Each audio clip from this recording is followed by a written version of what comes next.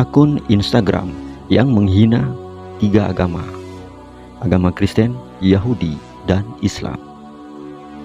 Isi postingan mereka seakan-akan 3 agama ini membolehkan LGBT atau penyuka sesama jenis.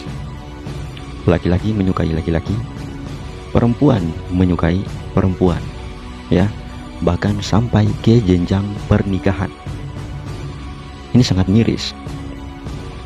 Nama akunnya adalah Pixel Helper, ya.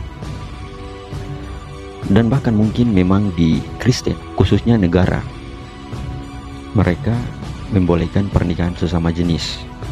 Di Thailand, Amerika, dan negara-negara yang lain sudah membolehkan hal ini. Namun Islam menolak dengan tegas, tidak membolehkan pernikahan sesama jenis, karena ini adalah penyimpangan yang sangat besar, ya. Sudah dijelaskan dalam surah Al-Anbiya, Asy-Syu'ara, ya, kaum Nabi Lut, kaum Sodom.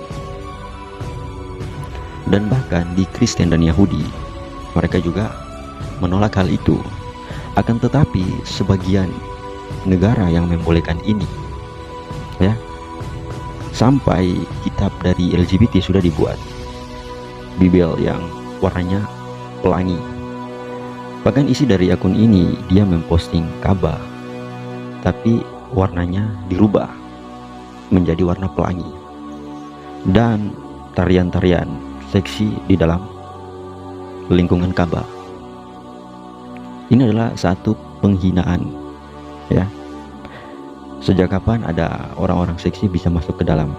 Ini hanya editan, walaupun editan, tapi kebanyakan umat Islam tidak menerima,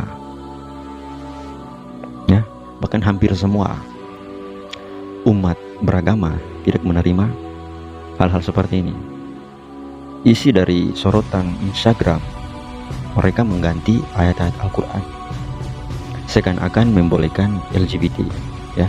Ini ada ayat-ayat Al-Quran yang dirubah, bukan ayat Al-Quran sih, tapi mereka mengatasnamakan Allah, ya. Mereka menulis bahwa Allah berfirman. Ini dengan ide-ide mereka sendiri, mereka menulis kata-kata mereka sendiri lalu mengatasnamakan Allah. Ini kan sudah keterlaluan, ya. Bahkan ada penghinaan terhadap Nabi Muhammad SAW. Ada beberapa postingan yang mereka menghina Nabi Muhammad, dan juga mereka menghina agama Yahudi dan agama Islam di satu postingan ini, ya. Mereka ambil orang-orang sufi yang sedang menari dan para ormas-ormas NU yang sedang menari, terus mereka memasukkan di dalam video itu, dan background yang mereka putar atau lagu yang mereka isi di video itu adalah nama Nabi Muhammad. Saya menyelidiki lebih dalam tentang akun ini, padahal dia punya akun juga di Facebook, ya. Dan ketika saya menyelidiki, melihat foto-fotonya, saya melihat postingannya itu sudah dari 2015, ya, sudah sangat lama. Dan kemungkinan akun ini sudah beberapa kali orang mereport atau melaporkan. Namun pihak dari Instagram, mungkin mereka juga membolehkan hal seperti ini, jadi tidak pernah memblokir, atau mungkin sudah diblokir tapi dibuka kembali, dia tidak tahu. Namun di akun Instagram Pixel Helper, mereka itu melarang dan suruh memblokir satu akun, ya. Ini akunnya, padahal akun ini menyuarakan kebenaran dan menyuruh agar tidak mengikuti LGBT atau penyuka sesama jenis. Dari akun Pixel Helper, dia menulis di dalam postingannya agar menyuruh memblokir akun ini. Mungkin dia takut, ya. Tapi di salah satu postingannya ada lokasi seperti ini, ya. Lokasi ini banyak di postingannya, dan juga ada juga di postingan Facebook. Ada apa dengan lokasi ini? Saya menyelidiki lokasi ini dan saya menemukan ada simbol Freemason, ya, Freemason di dalamnya. Setelah saya menyelidiki lagi apakah Freemason membolehkan LGBT di dalam organisasinya, ya, padahal mereka ada timbul pro dan kontra, ya, ada yang membolehkan, ada yang tidak membolehkan, ya, karena hasil diskusi mereka kebanyakan menolak, tapi sebagian dari organisasi Freemason, orang-orangnya, mereka membolehkan. Ya, orang-orang ini yang bergeser, ya. Jadi tidak semua organisasi Freemason membolehkan LGBT atau penyuka sesama jenis. Mereka ini terbagi juga dalam beberapa aliran, ya. Freemason terbagi juga ada beberapa aliran. Kalau kita menyelidiki tentang Freemason, maka kita akan menemukan bahwa ada cinta, kasih, dan juga mencari kebenaran, ya. Namun orang-orang yang di dalamnya itu salah mengartikan, ya. Freemason ini kan bebas berpikir, bebas dalam berpikir lah. Tapi ya sama halnya dengan semua organisasi kehidupan dan lain sebagainya. Yang salah itu bukan organisasinya, tapi orang-orang di dalamnya. Seperti ya yang kita ketahui pada umumnya, contohnya di organisasi NU, Muhammadiyah, dan lain sebagainya. Ketika orang-orangnya berbuat salah atau menyesatkan orang, yang disalahkan itu orang, bukan organisasinya. Ya, karena pada awal mula organisasi itu dibentuk untuk tujuan-tujuan yang baik. Namun yang merusak adalah orang-orang di dalamnya. Ya. Seperti Islam, ya. Itu baik, tapi yang merusak adalah orang-orang di dalamnya. Kenapa ulama mengatakan bahwa Islam itu rusak? Karena orang Islam itu sendiri. Karena tadi yang saya katakan, orang-orang yang di dalamnya, mereka merusak. Oke, kita kembali ke pembahasan LGBT. Di dalam akun Pixel Helper ada yang mengontrol, ya. Ini dia akunnya. Dia yang mengontrol akun Pixel Helper dan mengaku sebagai nabi dari kaum LGBT Muslim, ya.